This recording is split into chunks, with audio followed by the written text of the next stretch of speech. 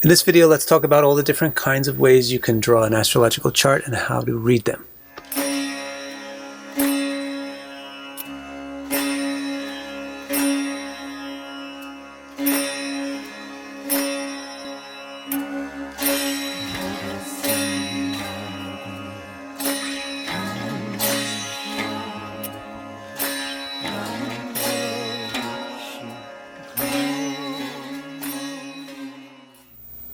So on my channel and other astrological channels on YouTube, we do a lot of talking about far out things, philosophical things, symbolic things, amazing techniques.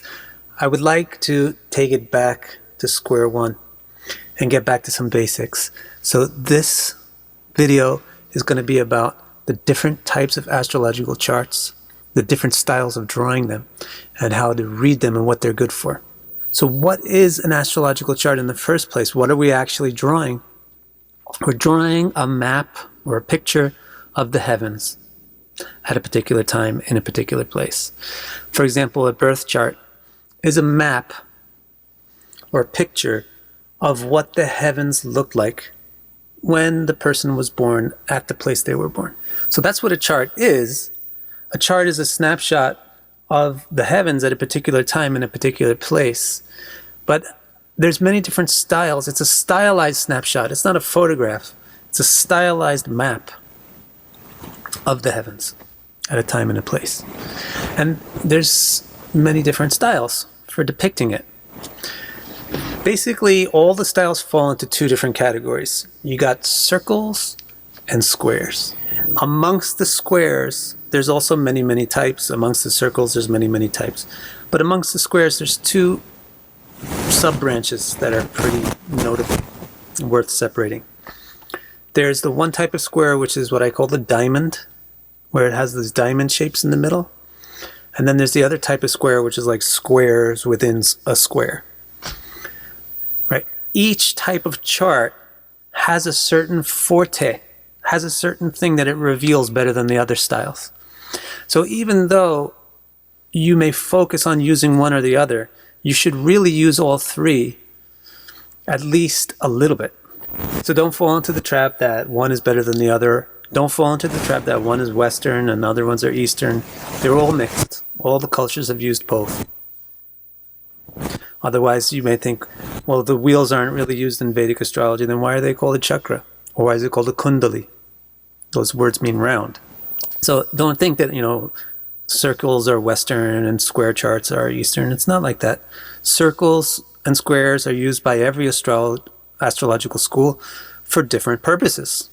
The circular chart is used to show the real geometry in the sky. The square chart, the diamond one, is really used to highlight the houses of the chart. And the square is really used to highlight the signs. So let's look at a circle, and let's look at a diamond, and let's look at a square and see how it does, how it displays its forte. Here's a circular depiction of my chart. So immediately you can see that it really shows you the geometric relationship between the planets. It shows you where they are in the sky. That line that goes through the middle is the horizon. Everything on top of it would be visible in the sky. Everything below it would be below ground. Now, as I said, there's many different styles of wheels and circles also. This one is mine that I've personally developed, and then I use in my reports and my readings that I do for people. Because it's a circle and because it's real, you can put a lot of information on there at once. So if you look carefully, this one is actually showing the real Navamshas, all the 108 Navamshas and how they're really situated around the zodiac. It's showing that on the outside edge, and it's showing the nakshatras along the inside edge with the current Ayanamsha. So you can, at a glance, with a circular chart, in the style that I draw it, at a single glance, you can see the nakshatra, Rashi, and the Navamsha of anything in one picture. So we can look at my ascendant, and we can see, all right, this line, it goes through Capricorn, Uttarashada, and the Leo Navamsha. So by just one glance at the ascendant in a circular chart, you can know that my ascendant is Navamsha of Leo, Capricorn, and Uttarashada. And that's very important to do because you want to blend these things together. My ascendant is not just in Capricorn, it's not just in Leo, it's not just in Uttarashada, it's in all three at the same time. So the circular chart really helps you see that. Like with my Jupiter, you can see how much it is actually right up there at the 10th house. It's in the Chitra Nakshatra, Gemini, Libra. You see those blurs that I have on the inside of the wheel? Those are showing you the aspects from the various planets color-coded. So the circular chart is good for seeing aspects as well. Now, it's not very good for easily seeing signs or doing sign-based readings, and it's not very good for doing house-based.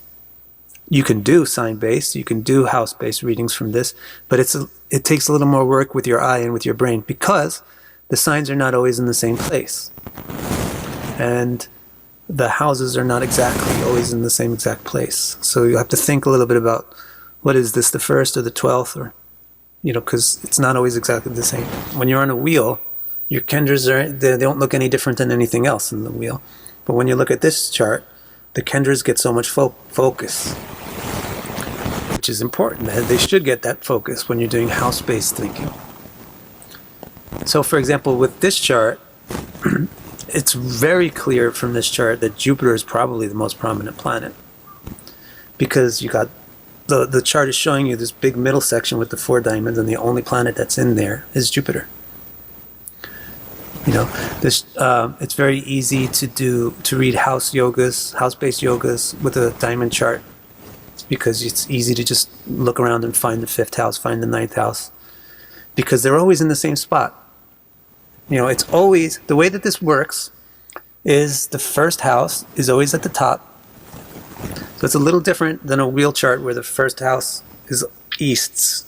The 1st house is always east, so when you're showing it the way it kind of really looks, you put it on the side.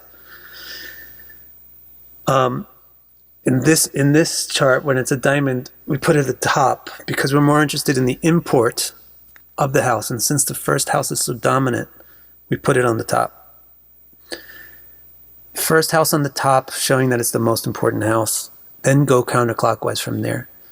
So here's my 1st house. Anybody's 1st house is always right here. This triangle to the left of it is always the 2nd house.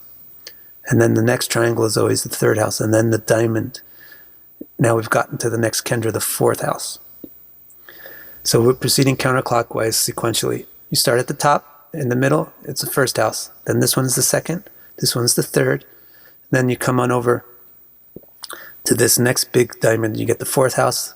Then it keeps going. The 5th is the next triangle. The 6th is the next triangle. You have the 7th, etc. It goes around to count all 12. It's easy to see that Venus is in the 9th house, because the 9th house is always the same place. With a wheel, you got to look. You have to look carefully to find out which sign is the 9th one. It's not impossible at all. It just takes a little more time to read the houses out of a wheel chart. Whereas with this one, that's the first thing that it's easy to see. That's the 9th house. That's the 5th house over there on the other side. That's the 10th house right there. It's easy. Same way, the strengths that are present in a circular chart, which is like, for example, seeing that Mercury and Ketu are actually close together. And the circular chart made that very easy to see. This chart doesn't. It's not that it's impossible to see. If you look carefully at the degrees, you can see it. So the things which one style of chart reveals easily, takes a little more time to see in another style of chart. Therefore, you should look at all the styles of charts. Then naturally, you'll spend the most time in the one that best suits the style of interpretation that you do. And for me, that's the diamond chart. Now, the chart that I use the least is the squares within squares. So here's a picture of my chart. I don't have a beautiful looking one. This is just the stock one from Kala, because I seldom use this style. I don't put it in my reports except for the compatibility report that I do for people. But here, anyway, this is basically what a square within a square chart looks like. The reason why this is good for sign-based interpretations is because the signs are always in the same place. Aries is always this first square. Well, it's hard to say, where's the first square? Not in the upper left-hand corner, but the next square clockwise is where Aries always starts. And then, so therefore, your signs will always be in the same place. So whenever you see a moon in the upper right-hand corner, you know the moon's in Gemini. When you see any planet up here in the upper right-hand corner, it's Gemini. You don't have to think twice about it. Just like in a diamond chart, whenever you see something in the lower right-hand corner, you know it's in the 9th house. In this one, if you see something in the lower right-hand corner, you know it's in Virgo. But it's more difficult to figure out the houses with this one. You mark which sign the ascendant is in. So Kala puts these 2 lines here in Capricorn and notes that it's at 25 degrees. So now you have to count houses from this. You know, you'll get used to counting it if you use it a lot. Like you'll just flip over here to know that this one's the 7th. If you're very used to using this square within square chart, you may think, well, that's not much of a bother. But it actually is computational time in your brain that you have to count to get to your house. Whereas with the diamond chart, you don't have to count anything. That 7th house is always in the same place. So why would you do sign-based things? This is good for like knowing the modalities that are prominent in a chart, getting a quick feeling of what modalities, because the modes will always be in the same place. Fixed signs are always in the same places, etc. The fire signs are always in the same places. So it's good for that kind of stuff. So basically we're done with this part of the video. This is the first introduction to what astrological charts look like. The main point is don't pick one over the other. Learn to use them all for what each one is good at. Focus on one if you like, but don't discount the others entirely. And definitely don't think that one is Western and the other is Eastern.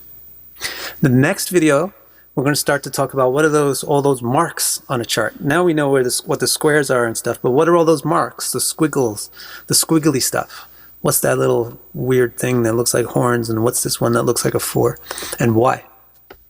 So the next video that I make in this series, I'll explain the glyphs that are used. Okay, so stay tuned for that. Give me a subscribe to the channel so you don't miss my stuff.